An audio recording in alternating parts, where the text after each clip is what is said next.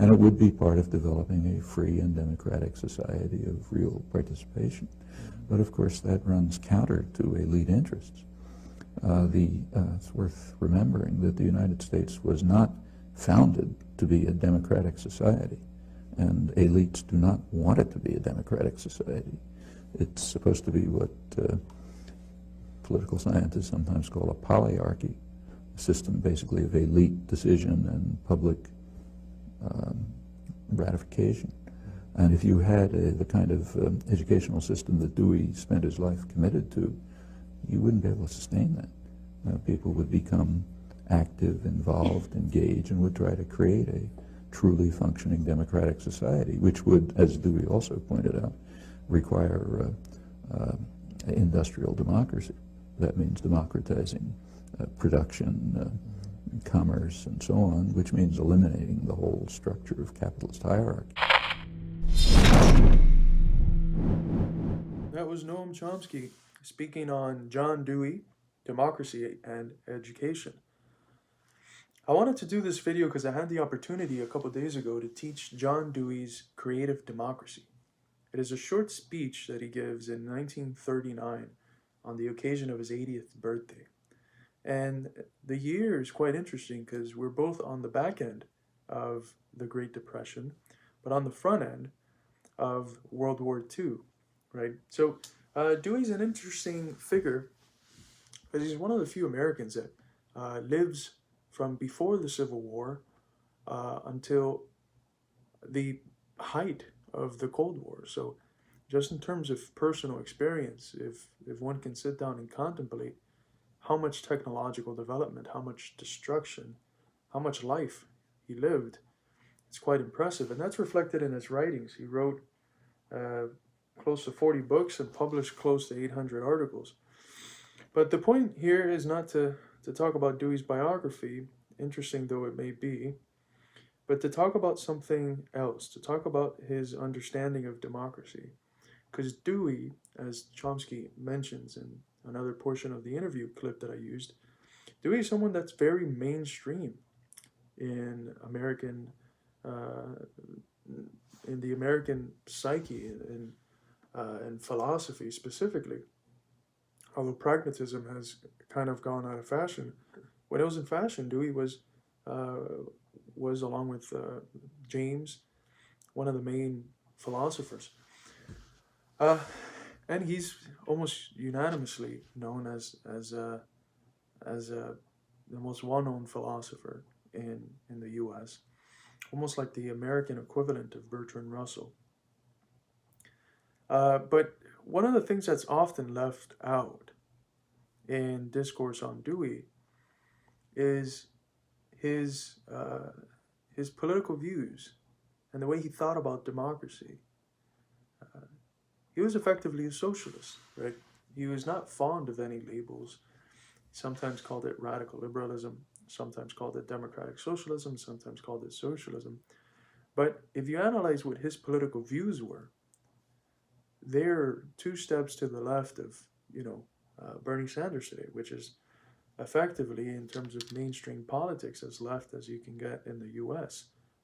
Right now, at least. So you have this one figure who is very mainstream, but is also the opposite of mainstream.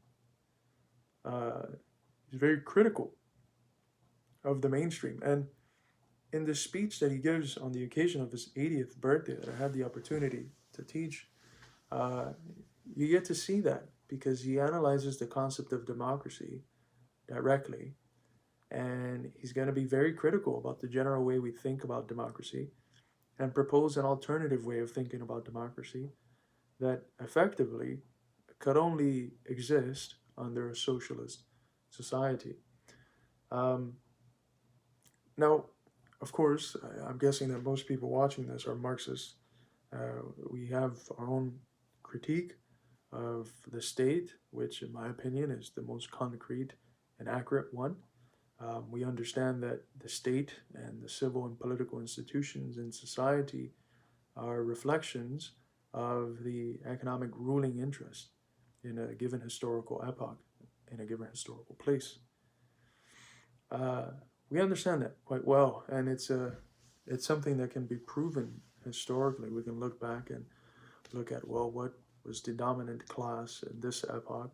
What did the political and civil institutions look like? How was the state structured? And we can see that the institutions in society are structured to facilitate the reproduction of the economic dominant power.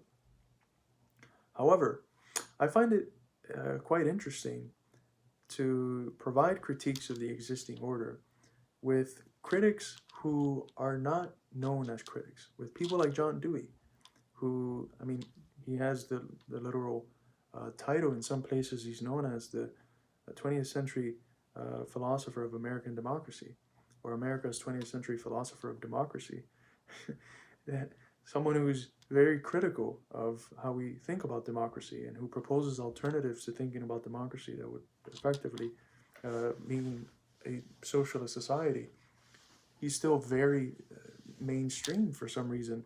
So I find it interesting using figures like this to show not just the hypocrisy of the practice of democracy, which, I mean, we all know is de facto just in terms of politics, basically a ping pong table between which of the capitalist factions are going to formally put their puppets into play for the next 4 or 2 years, depending on which sort of electoral elections we're talking about.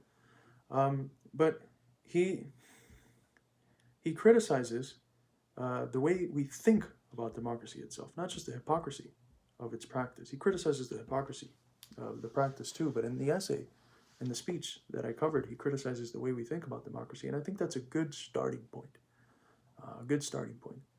And he starts by asking, well, how is it that most people think about democracy today? And he says they think about democracy as a political mechanism, that propels itself on its own. It's almost as a machine that just keeps going, and that humans just touch base with it every once in a while, and that's it. Democracy, he says, we generally think of it as just going to the booth and voting once a year, once every 2 years, once every 4 years, or for the vast majority of the American people, which are apolitical, it's not really voting much at all. So we think of democracy, he's going to say, as this political mechanism that we participate in whenever we go out to vote. And he's going to say that that is a very flawed understanding of democracy. That democracy is instead a personal way of life. Democracy is a way of life. It is a way of engaging with the world that is not, limited to us being in the booth or even to the political realm. Democracy is something that is applicable in every realm of society, in education, it's in the family, in economics specifically, in media, in politics. And he's going to say that we need to broaden the scope with which we think about democracy. We need to come to consider democracy as a way of life, to be able to think about democratic relations existing in every sphere of human interaction. And he's going to say that in other texts, not in the Creative Democracy essay, he's going to say that what we have is a condition where, because we have socialized production, that means we have people working together and producing together, but privatized accumulation, and this should sound familiar for us Marxists, because we have those conditions, economic, political, social communications, every form of power in society, all power is in the hands of the business interest. It's in the hands of people who own the companies, the people who are the ones that privatize the accumulation of socialized production. And he's going to say that that is fundamentally anti-democratic. That is anti-democratic, that if we are to be honest with the democratic creed, we have to begin to think about applying democracy in economics, applying democracy in media, applying democracy in all these other spheres, which will not only bring about democracy to those spheres, but will bring about democracy to the other spheres, which are right now not democratic. He is a stern critic of the way that the political quote-unquote democratic structures that we have functioned. He was the president of the League of Independent Political Action. If I recall correctly, that's, I think, the name of the league, which is trying to promote within the circles of some socialists and radical liberals a third-party alternative to challenge what he called the two big business parties, right? So we're talking about someone that, although mainstream, they're well to the left of, the most left political figure today in the U.S., or at least in the formal structures, which is, Bernie Sanders. So we have in John Dewey this figure that provides this critique and that argues that the way to change society is through education. And as Noam Chomsky pointed to in the video, education is not something that is accessible to the vast majority of people, and that when education is in place, instead of it being education, it's almost like acquiescence training, right? How do we brainwash people so that they continue to participate in the existing order without questioning it? And that's not really education, right? There's a good essay, it's quite long, but it's a good essay from the Soviet philosopher Evald Ilyenkov, titled "Schools Should Teach Students How to Think." Right? That's not something that education does anymore, right? So, yes, I wanted to hop on and talk about Dewey and the concept of democracy, and